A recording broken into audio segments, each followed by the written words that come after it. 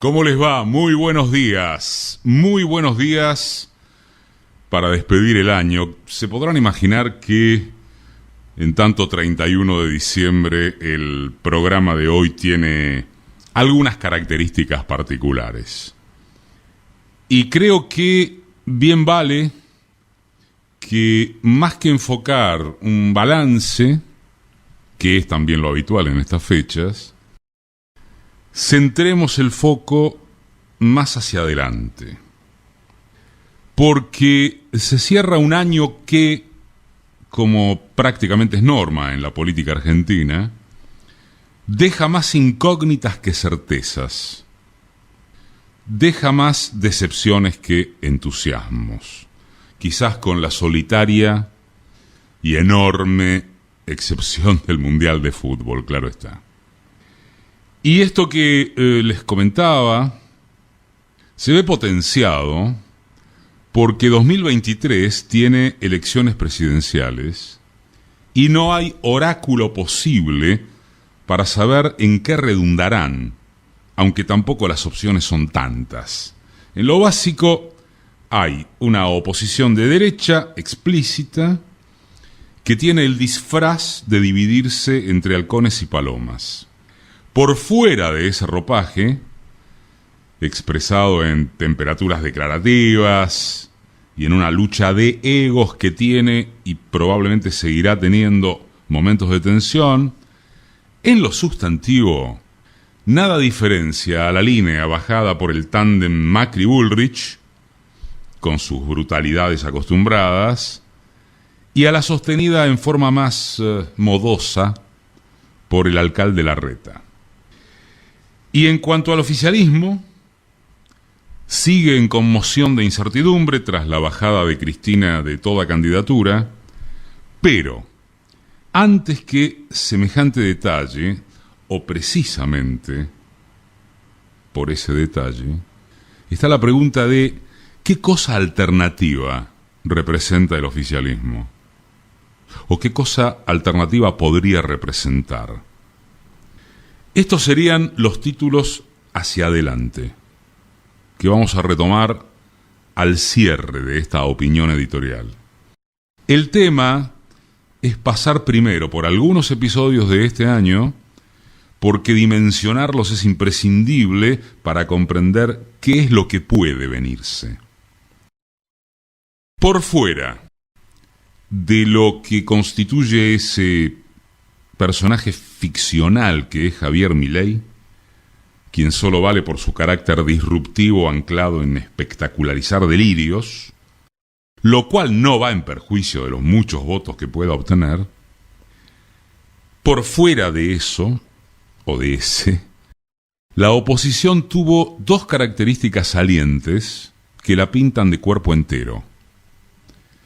La primera es que su desarrollo conceptual pasa exclusivamente por el denuncismo de la corrupción kirchnerista, ya sea en el plano institucional genérico o en lo puntual del gasto público y la ineficiencia del Estado, en primer término con la cantinela de planeros, ñoquis y cantidad de empleados públicos. Quitado eso, no se le conoce a nadie de la oposición, literalmente a nadie, una sola idea ni propuesta concreta de índole económica, ni respecto de la gestión de Sergio Massa, ni en torno a grandes líneas rectoras que llevarían a cabo.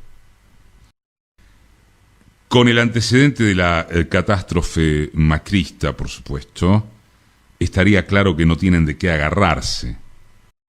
Durante sus años devastadores, tampoco fueron capaces de eliminar las retenciones agropecuarias, ni mucho menos de impulsar alguna táctica de desarrollo industrial o de nuevo perfil productivista. El establishment les perdió cualquier respeto o expectativa que pudiera tener, y hoy cuando se supone que vuelven a disponer de favoritismo electoral, en el gran empresariado no son pocos quienes advierten que los cambiemitas, en cualquiera de sus falsas variantes, carecen de capacidad para gobernar. Paolo Rocca lo dijo de manera literal.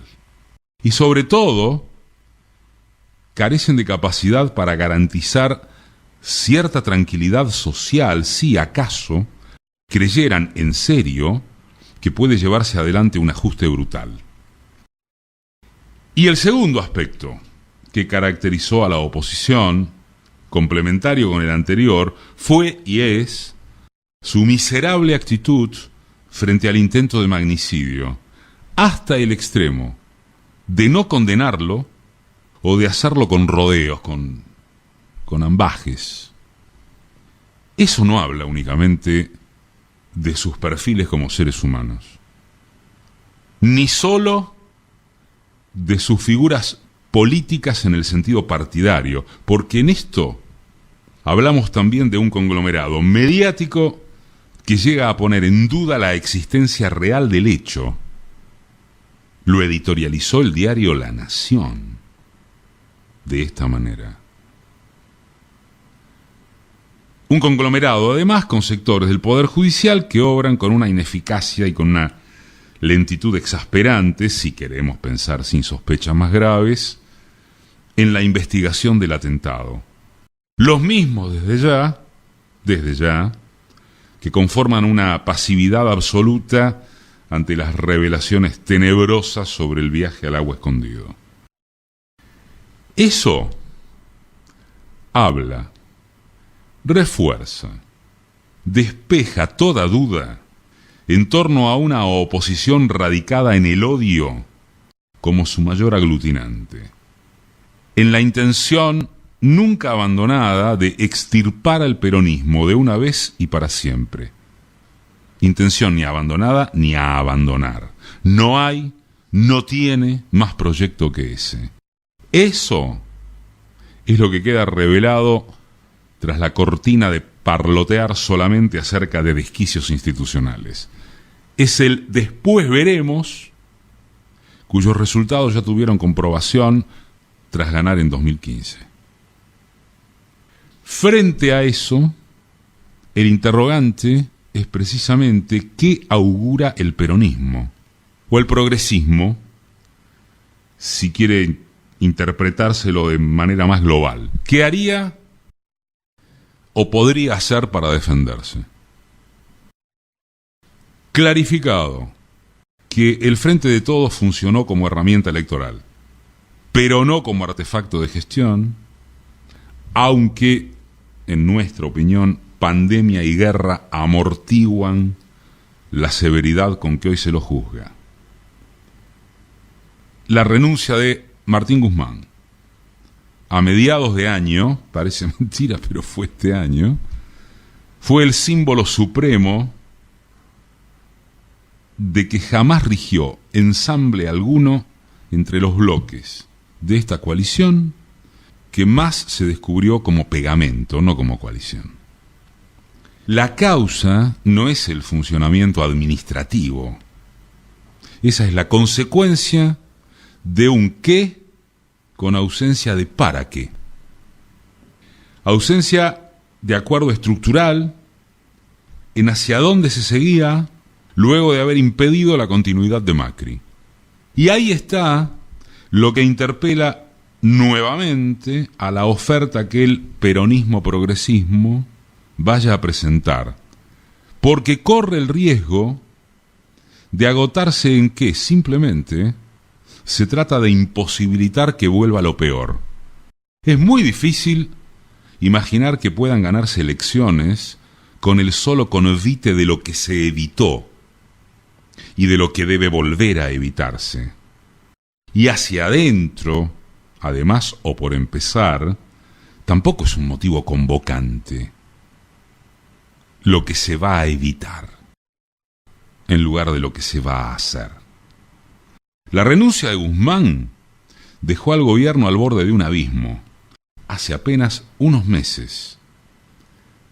Y finalmente, el kirchnerismo aceptó y respalda los grandes trazados que implementa Massa. Luego, y en el supuesto de que el proceso inflacionario baje en forma progresiva, y la sequía no cause estragos en el ingreso de dólares. Y en el supuesto de que las relaciones con el Fondo Monetario no sufran alteraciones graves y no se convierta en una bomba la deuda interna en pesos y no retornen internas salvajes a cielo abierto. Si todo eso se cumple, parcial o completamente, ¿qué ofrecería la resultante de un nuevo acuerdo entre las líneas más combativas y las más moderadas del peronismo? ¿Cuál sería el para qué si en efecto se consigue estabilizar la macroeconomía mientras siguen las cifras enormes de pobreza y de indigencia que van a continuar al acecho? Si es el propio gobierno quien acepta que en su gestión se acentuó una distribución más injusta del ingreso, ¿a qué intereses habrá de enfrentarse para corregirla? Si casi nada se puede hacer, porque estamos en una democracia condicionada por los factores de poder, ¿cuál entusiasmo popular se regeneraría? Nadie está diciendo que deban proponerse cosas irrealizables, pero sí que cualquier acuerdo interno, surgido antes o después de las primarias, debe apoyarse en algún rumbo a respetar a rajatabla, que por supuesto incluya elementos de confrontación. 1.